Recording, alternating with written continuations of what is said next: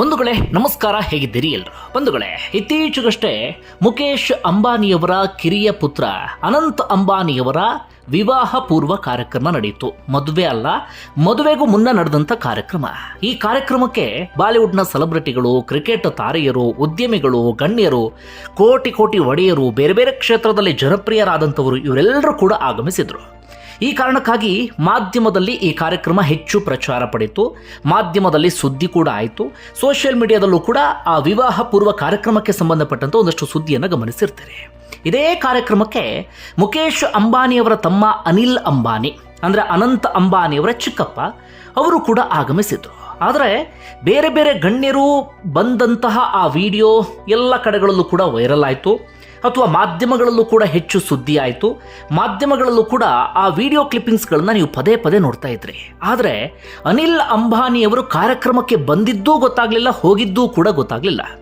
Social ಮೀಡಿಯಾದಲ್ಲಾಗಲಿ ಅಥವಾ ಮಾಧ್ಯಮಗಳಲ್ಲಾಗಲಿ ಅನಿಲ್ ಅಂಬಾನಿಯವರು ಬಂದಂತಹ ವಿಚಾರವನ್ನು ನೀವು ಹೆಚ್ಚಾಗಿ ಗಮನಿಸಿರ್ಲಿಕ್ಕಿಲ್ಲ. ಮಾಧ್ಯಮಗಳು ಕೂಡ ಅವರು ಹಿಂದೆ ಹೋಗುವಂಥ ಕೆಲಸವನ್ನು ಮಾಡಿರಲಿಲ್ಲ. ಆದರೆ ಒಂದು ಕಾಲದಲ್ಲಿ ಇದೇ ಅನಿಲ್ ಅಂಬಾನಿ ಮಾಧ್ಯಮದವರ ಡಾರ್ಲಿಂಗ್ ಆಗಿದ್ರು. ಅನಿಲ್ ಅಂಬಾನಿ ಎಲ್ಲೆಲ್ಲಿ ಹೋಗ್ತಾರೆ ಎಲ್ಲ ಕಡೆಗಳಲ್ಲೂ ಕೂಡ ಮಾಧ್ಯಮದವರು ಹೋಗ್ತಾ ಇದ್ರು. ಅನಿಲ್ ಅಂಬಾನಿ ಪ್ರತಿದಿನ ಟಿವಿಯಲ್ಲಿ ಕಾಣಿಸ್ಕೊಳ್ತಾ ಇದ್ರು. ಪ್ರತಿದಿನ ಒಂದಲ್ಲ ಒಂದು ವಿಚಾರಕ್ಕೆ ಸಂಬಂಧಪಟ್ಟ ಹಾಗೆ ಅವರ ಸುದ್ದಿ ಮಾಧ್ಯಮಗಳಲ್ಲಿ ಪ್ರಸಾರ ಆಗ್ತಾ ಇತ್ತು.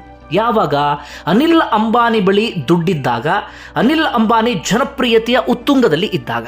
ಆದರೆ ಅನಿಲ್ ಅಂಬಾನಿ ಬಳಿ ಈಗ ಏನೂ ಇಲ್ಲ. ಈ ಕಾರಣಕ್ಕಾಗಿ ಮಾಧ್ಯಮದವರು ಕೂಡ ಅವರ ಹತ್ರ ಹೋಗ್ತಾ ಇಲ್ಲ. ಇದು ನಮ್ಮೆಲ್ಲರಿಗೂ ಕೂಡ ಒಂದು ರೀತಿಯಲ್ಲಿ ಜೀವನಕ್ಕೆ ಪಾಠ ಅಂದ್ರೂ ತಪ್ಪಾಗಲಿಕ್ಕಿಲ್ಲ. ದುಡ್ಡಿದ್ದಾಗ, ಜನಪ್ರಿಯರಾಗಿದ್ದಾಗ ಸುತ್ತಮುತ್ತ ಎಲ್ಲರೂ ಇರ್ತಾರೆ. ನಮ್ಮ ಬಳಿ ಏನೂ ಇಲ್ಲ ಅಂತಾದಾಗ ನಾವು ಯಾರಿಗೂ ಕೂಡ ಬೇಡ ಆಗ್ತೀವಿ. ಅನಿಲ್ ಅಂಬಾನಿ ಸ್ಥಿತಿಯೂ ಕೂಡ ಹೀಗೆ ಆಗಿದೆ. ಬಂಧುಗಳೇ, ಇವತ್ತು ಅನಿಲ್ ಅಂಬಾನಿಯವರಿಗೆ ಸಂಬಂಧಪಟ್ಟ ಹಾಗೆ ಒಂದಷ್ಟು ವಿಚಾರವನ್ನು ನಿಮ್ಮ ಮುಂದೆ ಇಡ್ತಾ ಹೋಗ್ತೀನಿ. ಮನುಷ್ಯನ ಬದುಕು ಹೇಗಿದ್ದವ್ರು ಹೇಗೆ ಬೇಕಾದರೂ ಆಗಬಹುದು, ನಮ್ಮ ಬದುಕನ್ನು ನಾವೇ ಹೇಗೆ ಹಾಳು ಮಾಡ್ಕೊಳ್ಬಹುದು ಅನ್ನೋದಕ್ಕೆ ಅನಿಲ್ ಅಂಬಾನಿಗಿಂತ ಬೆಸ್ಟ್ ಉದಾಹರಣೆ ಯಾರೂ ಕೂಡ ಇಲ್ಲ. ಬಂಧುಗಳೇ, ಇವತ್ತು ಮುಖೇಶ್ ಅಂಬಾನಿ 10 ಲಕ್ಷ ಕೋಟಿ ಆಸ್ತಿಯ ಒಡೆಯ. ಇದೇ ಅನಿಲ್ ಅಂಬಾನಿಯವರ ಸ್ವಂತ ಅಣ್ಣ. ಇಡೀ ಪ್ರಪಂಚಕ್ಕೆ ಟಾಪ್ 10 ಶ್ರೀಮಂತರಲ್ಲಿ ಮುಖೇಶ್ ಅಂಬಾನಿ ಕೂಡ ಒಬ್ಬರು.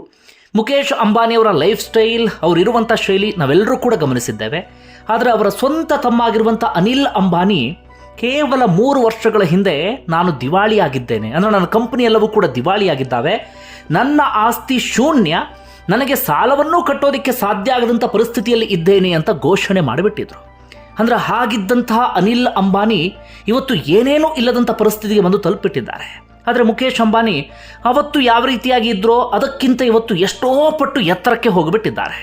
ಆದರೆ ಹಾಗಿದ್ದಂಥ ಅನಿಲ್ ಅಂಬಾನಿ ದೊಪ್ಪಂತ ಇವತ್ತು ಕೆಳಗಡೆ ಬಿದ್ದು ಬಿಟ್ಟಿದ್ದಾರೆ.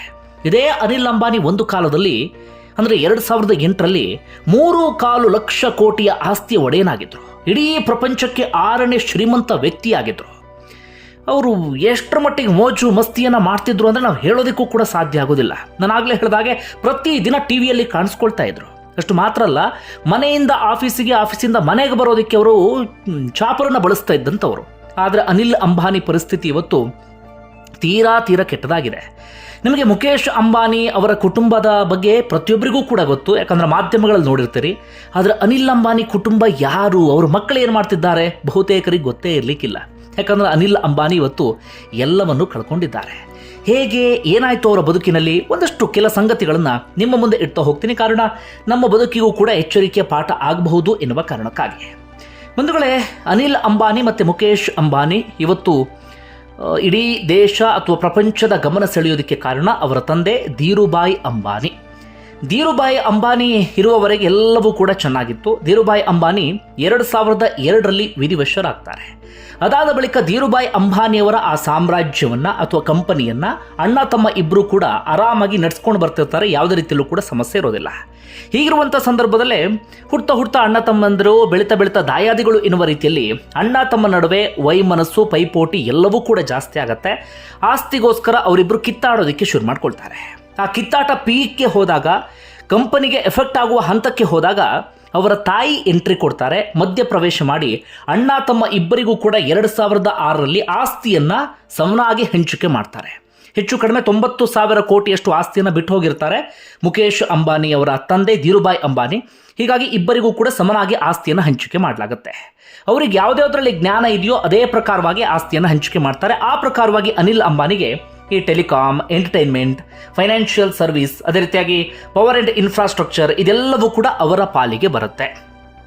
ಆರಂಭದಲ್ಲಿ ಎಲ್ಲವನ್ನೂ ಕೂಡ ಬಹಳ ಚೆನ್ನಾಗಿ ನೋಡ್ಕೊಳ್ತಿರ್ತಾರೆ ಅನಿಲ್ ಅಂಬಾನಿ.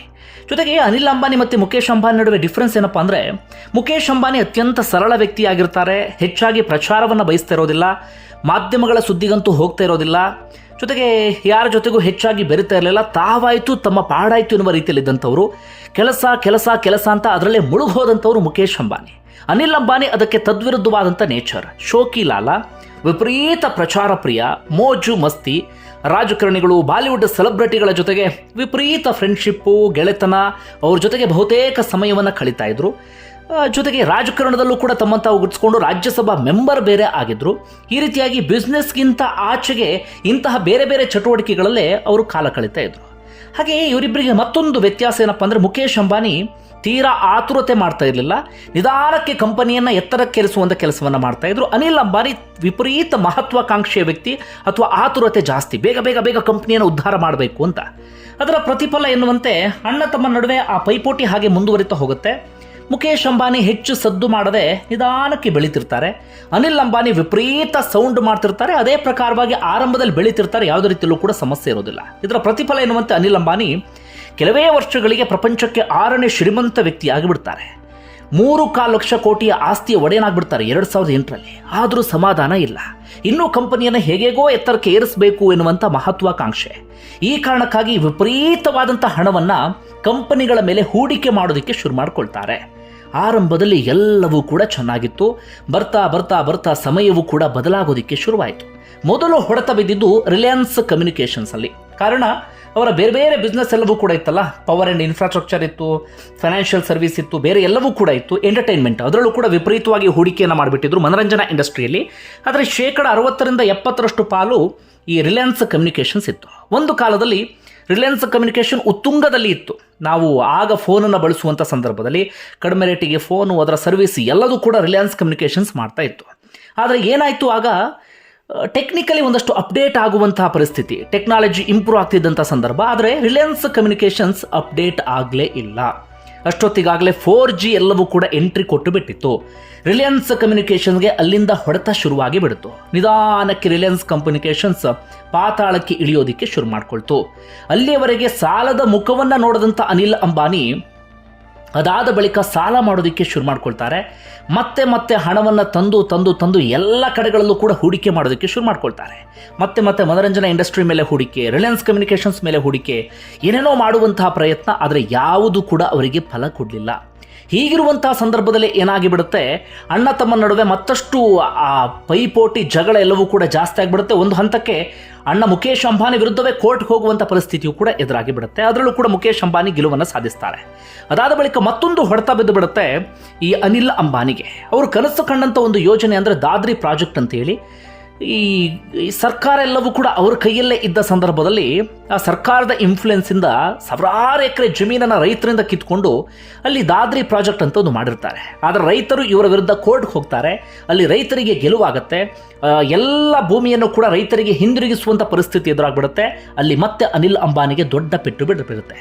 ಅದರ ನಡುವೆ ಏನಾಗ್ಬಿಡುತ್ತೆ, ಈ ಮುಖೇಶ್ ಅಂಬಾನಿಯವರ ಜಿಯೋ ಎಂಟ್ರಿ ಕೊಟ್ಟು ಬಿಡುತ್ತೆ. ಈ ಜಿಯೋ ಎಂಟ್ರಿ ಕೊಡ್ತಾ ಇದ್ದ ಹಾಗೆ ಈ ಅನಿಲ್ ಅಂಬಾನಿಯವರ ರಿಲಯನ್ಸ್ ಕಮ್ಯುನಿಕೇಷನ್ಸನ್ನು ಸಂಪೂರ್ಣವಾಗಿ ನುಂಗಿ ಹಾಕಿ ಬಿಡುತ್ತೆ. ಮೊದಲೇ ಪಾತಾಳಕ್ಕೆ ಕುಸಿತ ಇದ್ದಂಥ ಅನಿಲ್ ಅಂಬಾನಿ ಮತ್ತೆ ಮತ್ತೆ ಪಾತಾಳಕ್ಕೆ ಕುಸಿಯೋದಕ್ಕೆ ಶುರು ಮಾಡ್ತಾರೆ. ಆದರೂ ಸುಮ್ಮನಾಗದಂಥ ಅನಿಲ್ ಅಂಬಾನಿ ಮತ್ತೆ ಮತ್ತೆ ಸಾಲವನ್ನು ತಂದು ಮತ್ತೆ ಮತ್ತೆ ಹಣವನ್ನು ತಂದು ಕಂಡ ಕಡೆಗಳಲ್ಲಿ ಇನ್ವೆಸ್ಟ್ ಮಾಡೋದಕ್ಕೆ ಶುರು ಮಾಡ್ಕೊಳ್ತಾರೆ. ಆರಂಭದಲ್ಲಿ ತಮಗೆ ಯಾವುದರಲ್ಲಿ ಜ್ಞಾನ ಇದೆಯೋ ಅಲ್ಲಿ ಮಾತ್ರ ಇನ್ವೆಸ್ಟ್ ಮಾಡ್ತಾ ಇದ್ರು. ಆದರೆ ಅದಾದ ಬಳಿಕ ಡಿಫೆನ್ಸ್ ಆಗಿರಬಹುದು, ಬೇರೆ ಬೇರೆ ಅದರಲ್ಲಿ ತಮಗೆ ಯಾವುದರಲ್ಲಿ ಜ್ಞಾನ ಇಲ್ವೋ ಅಲ್ಲೂ ಕೂಡ ಹೂಡಿಕೆ ಮಾಡೋದಕ್ಕೆ ಶುರು ಮಾಡ್ಕೊಳ್ತಾರೆ. ಮತ್ತೆ ಮತ್ತೆ ಕೈ ಸುಟ್ಕೊಳ್ತಾರೆ. ಇದರ ಪರಿಣಾಮ ಎನ್ನುವಂತೆ 2019ಕ್ಕೆ ಬರುವಷ್ಟರಲ್ಲಿ ಎಲ್ಲ ಆಸ್ತಿಯನ್ನು ಕೂಡ ಕಳ್ಕೊಂಡು ಪರಿಸ್ಥಿತಿ ಎಲ್ಲಿವರೆಗೆ ಬಂದು ಬಿಡುತ್ತೆ ಅಂದರೆ, ಈ ಎರಿಕ್ಸನ್ ಎನ್ನುವಂಥ ಕಂಪನಿಯಿಂದ 550 ಕೋಟಿಯಷ್ಟು ಸಾಲವನ್ನು ಮಾಡ್ಕೊಂಡು ಬಿಟ್ಟಿದ್ರು. ಸುಪ್ರೀಂ ಕೋರ್ಟ್ ಗಡುವು ಕೊಟ್ಟಿರುತ್ತೆ, ಇವತ್ತು ಸಾಲವನ್ನು ತೀರಿಸಿಲ್ಲ ಅಂದರೆ ನಾಳೆ ಜೈಲಿಗೆ ಹೋಗಬೇಕು ಅಂತ. ಅಲ್ಲಿಗೆ ಬಂದು ಬಿಡುತ್ತೆ. ಆಗ ಅವರಿಗೆ ನೆರವಿಗೆ ಬಂದಿದ್ದು ಮತ್ತೆ ಮುಖೇಶ್ ಅಂಬಾನಿ ಅವರ ಅಣ್ಣ ಅವರ 550 ಕೋಟಿ ಸಾಲ ತೀರಿಸಿದಂಥ ಕಾರಣಕ್ಕಾಗಿ ಅನಿಲ್ ಅಂಬಾನಿ ಜೈಲಿಗೆ ಹೋಗುವಂಥ ಪರಿಸ್ಥಿತಿ ಎದುರಾಗಲಿಲ್ಲ. ಅಂಬಾನಿ ಕುಟುಂಬದವ್ರು ಯಾರು ಜೈಲಿಗೆ ಹೋಗಬಾರ್ದು ಅಂತ ಮುಖೇಶ್ ಅಂಬಾನಿ ಅವರ ಸಹಾಯಕ್ಕೆ ಬಂದರು. ಅದರಿಂದ ಅನಿಲ್ ಅಂಬಾನಿ ಆಗ ಬಚಾವಾಗ್ತಾರೆ. ಆದರೆ ಅದಾದ ಬಳಿಕ ಸಾಲವನ್ನು ತೀರಿಸಲು ಸಾಧ್ಯ ಆಗದೆ ನಾನು ದಿವಾಳಿ ಆಗಿದ್ದೇನೆ ಅಂತ ಅನಿಲ್ ಅಂಬಾನಿ ಘೋಷಣೆ ಮಾಡಿಬಿಡ್ತಾರೆ. ಹಾಗಂದ ಮಾತ್ರಕ್ಕೆ ವೈಯಕ್ತಿಕ ಆಸ್ತಿ ಏನೇನೂ ಇರಲಿಲ್ಲ ಅಂತಲ್ಲ. ಅವರ ವೈಯಕ್ತಿಕ ಆಸ್ತಿ 790 ಕೋಟಿಯೋ 800 ಕೋಟಿಯಷ್ಟು ಇರುತ್ತೆ. ಅಂದರೆ 3.25 ಲಕ್ಷ ಕೋಟಿಯಿಂದ 800 ಕೋಟಿಗೆ ಬಂದು ಇಳಿಯೋದಂದರೆ ಅದೇನು ಸಾಮಾನ್ಯವಾದಂಥ ಸಂಗತಿ ಅಲ್ಲವೇ ಅಲ್ಲ. ಆ ಪರಿಸ್ಥಿತಿಗೆ ಅನಿಲ್ ಅಂಬಾನಿ ಬರ್ತಾರೆ. ಅದಾದ ಬಳಿಕ ಅನಿಲ್ ಅಂಬಾನಿಗೆ ಸುಧಾರಿಸ್ಕೊಳ್ಳೋಕ್ಕೆ ಸಾಧ್ಯ ಆಗಲಿಲ್ಲ. ಇತ್ತೀಚೆಗಷ್ಟೇ ಅವರ ರಿಲಯನ್ಸ್ ಪವರ್ನ ಷೇರು ಬೆಲೆ ಸ್ವಲ್ಪ ಮಟ್ಟಿಗೆ ಜಾಸ್ತಿ ಆಗ್ತಿದೆ. ಹಾಗಂದ ಮಾತ್ರಕ್ಕೆ ಬಹಳ ದೊಡ್ಡ ಲಾಭವನ್ನೇನು ಅನಿಲ್ ಅಂಬಾನಿ ನೋಡಲಿಲ್ಲ. ಇದು ಅನಿಲ್ ಅಂಬಾನಿ ಎಲ್ಲವನ್ನೂ ಕೂಡ ಕಳೆದುಕೊಂಡಂತಹ ಕತೆ. ತೀರಾ ಆತುರತೆ ಮಾಡಿ ಜ್ಞಾನ ಇಲ್ಲದ ಕಡೆಯೂ ಕೂಡ ಹೂಡಿಕೆಯನ್ನು ಮಾಡೋದಕ್ಕೆ ಹೋಗಿ ಅಥವಾ ವಿಪರೀತವಾದಂಥ ಮಹತ್ವಾಕಾಂಕ್ಷೆ ಅವರನ್ನು ಬಲಿ ತೆಗೆದುಕೊಂಡು ಬಿಡ್ತು ಅಂದರೂ ಕೂಡ ತಪ್ಪಾಗಲಿಕ್ಕಿಲ್ಲ. ಆದರೆ ಮುಖೇಶ್ ಅಂಬಾನಿ ಯಾವುದೇ ಆತುರತೆ ಇಲ್ಲದೆ ತನ್ನದೇ ಆದಂಥ ಚಾಣಾಕ್ಷತನದಿಂದ ಇವತ್ತು ಎತ್ತರಕ್ಕೆ ಹೋಗಿ ನಿಂತಿದ್ದಾರೆ. ಇದೇ ಮುಖೇಶ್ ಅಂಬಾನಿ ಒಂದು ಕಾಲದಲ್ಲಿ ಮಾಧ್ಯಮದಲ್ಲಿ ಕಾಣಿಸ್ಕೊಳ್ತಾ ಇರಲಿಲ್ಲ ಅಥವಾ ಯಾವುದೇ ಪ್ರಚಾರವನ್ನು ಕೂಡ ಬಯಸ್ತಾ ಇರಲಿಲ್ಲ. ಆದರೆ ಮಾಧ್ಯಮದವರು ಇವತ್ತು ಮುಖೇಶ್ ಅಂಬಾನಿಯ ಸುತ್ತನೇ ಸುತ್ತಾ ಇದ್ದಾರೆ. ಆದರೆ ಇದೇ ಅನಿಲ್ ಅಂಬಾನಿ ಅವತ್ತು ಮಾಧ್ಯಮದವರು ತನ್ನ ಹಿಂದೆ ಬರುವ ರೀತಿಯಲ್ಲಿ ಮಾಡ್ಕೊಂಡಿದ್ರು. ಆದರೆ ಇವತ್ತು ಅದೇ ಮಾಧ್ಯಮದವರಿಗೆ ಅನಿಲ್ ಅಂಬಾನಿ ಬೇಡವಾಗಿದ್ದಾರೆ. ಒಂದು ನಿಮಗೆ ಅನಿಸುತ್ತೆ ಕಮೆಂಟ್ ಬಾಕ್ಸಲ್ಲಿ ಮೆನ್ಷನ್ ಮಾಡಿ. ಧನ್ಯವಾದ ವಿಡಿಯೋ ನೋಡಿದ್ದಕ್ಕಾಗಿ.